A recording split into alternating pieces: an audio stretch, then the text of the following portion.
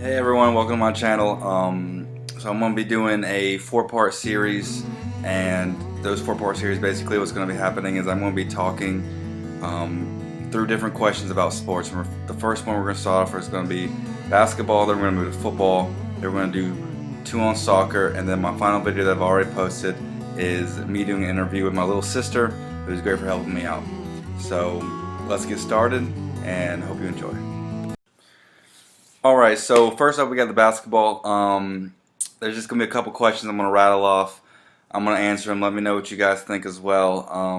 Alright, so the first one is pretty simple. Do you prefer Greg Popovich or Phil Jackson?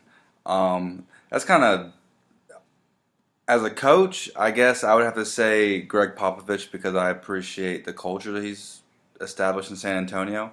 It's kind of like New England Patriots in the way of like they have a really good system. It's more of like a system that elevates players. However, they did have four players going to the NBA Hall of Fame. Three of them played together. I mean, Phil Jackson was also a player though. He won as a player. He won as a coach with Kobe and Michael Jordan. The thing is though about Phil Jackson is what killed me is like him as an executive. So that's what I'm taking into account as well. Greg Popovich hasn't been an executive. He's still coaching.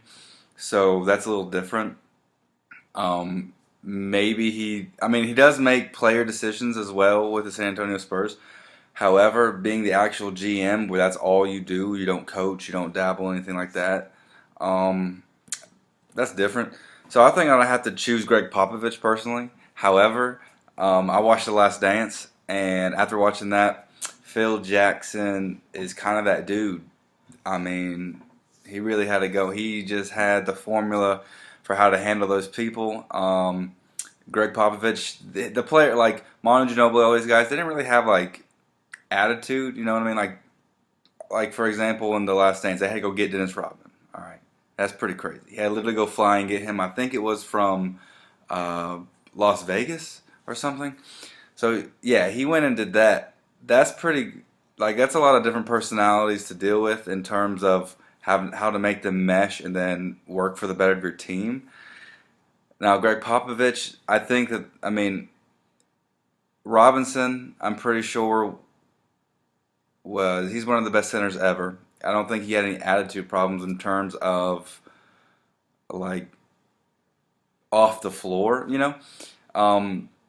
We all know Tim Duncan's one of the greatest. They say power forward ever. I'm pretty sure he was a center, man. He's like 7 feet tall as a power forward. I mean, I guess you got the advantage on that one for sure. But he's one of the greatest players ever. We all know that he had a great attitude. So it's not really the same. And you know what I mean? Like their skill sets vary. Like, so I guess their skill sets matched the people that they had. But yeah, for me it was Greg Popovich. But Phil Jackson, I mean, honestly, I just close my eyes and I'd be happy with either one. But since I get to choose, I don't know. I just like the Greg Popovich is still going. They're not really competitive as much anymore, but I guess that's a debate for another time.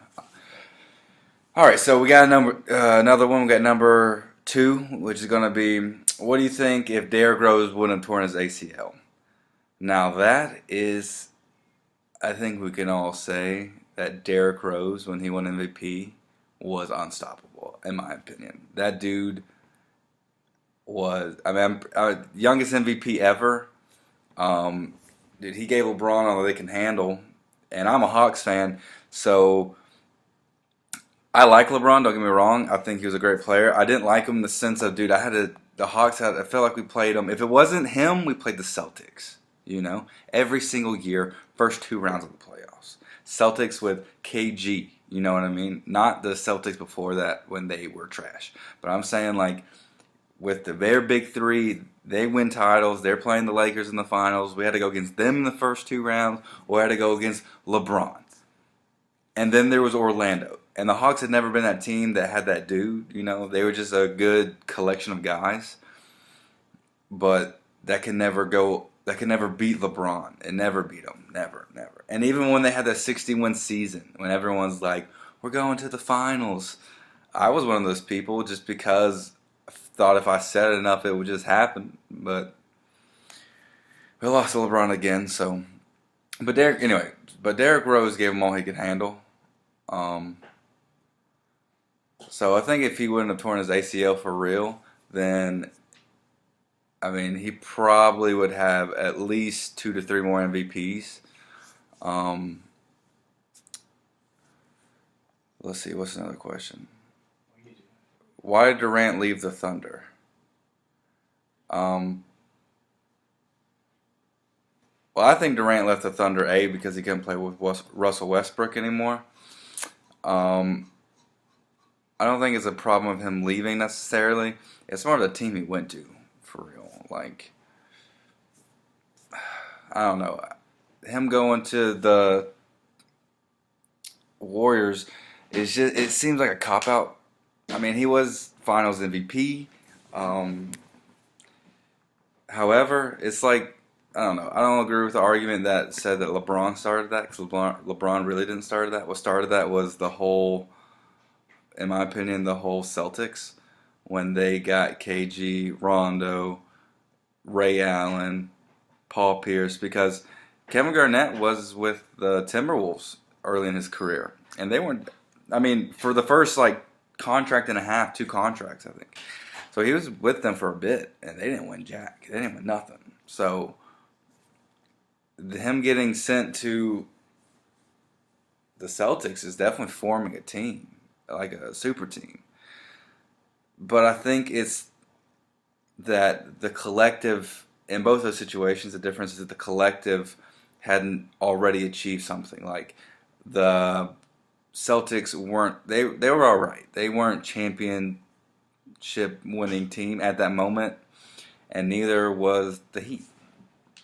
I know Dwayne Wade won with Shaq a while ago, not recently in terms of when he made the decision. So it's not. I don't know. My problem really is more of who he went to. It's not even necessarily that he left because like whatever players leave. You know, Al Horford left and he went to the Celtics. So that was my dude. So that kind of hurts as well. But yeah, that's pretty much my thoughts on that one. All right, we got another one. It's gonna be who's a better point guard, Kyrie, Steph, Westbrook, or CP3?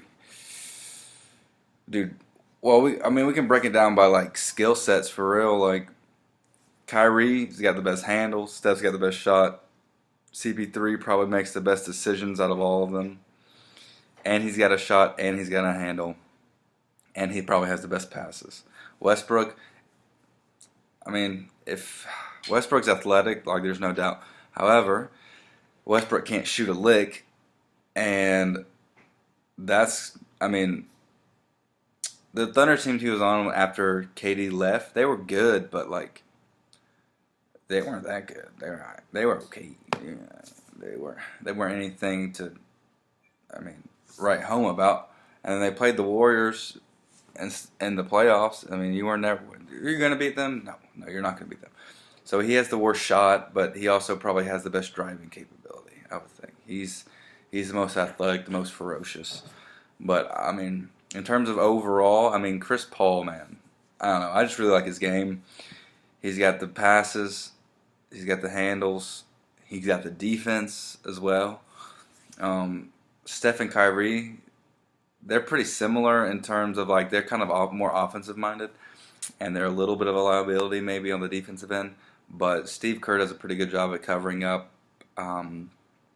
Steph's flaws, and Kyrie, you would think he'd be a decent defender. He's got a decent size. He's pretty long, but like you just don't see it really. He's not as much as Steph, that's for sure.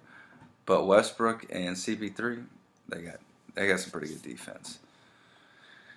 All right, and the last one is gonna be, what if Stern didn't veto the big trade for when Dwight Howard went to the Lakers? CP3 is supposed to go to the Lakers to join Kobe in those last years of his career, and he vetoed it. sending CP3 to the Clippers. Oh, well, the Clippers became awesome, even though they're the worst franchise. At that point, they were the worst franchise in NBA history, in my opinion. They were awful. Oh my God. I mean, their owner.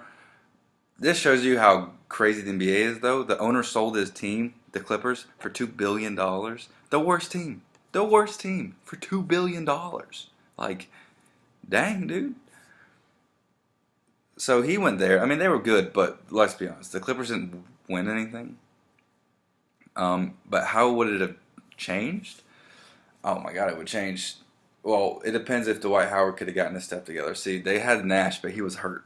So that didn't really help them that much at all. Maybe CP3 could have been the glue that kind of held that together. But then again, maybe not.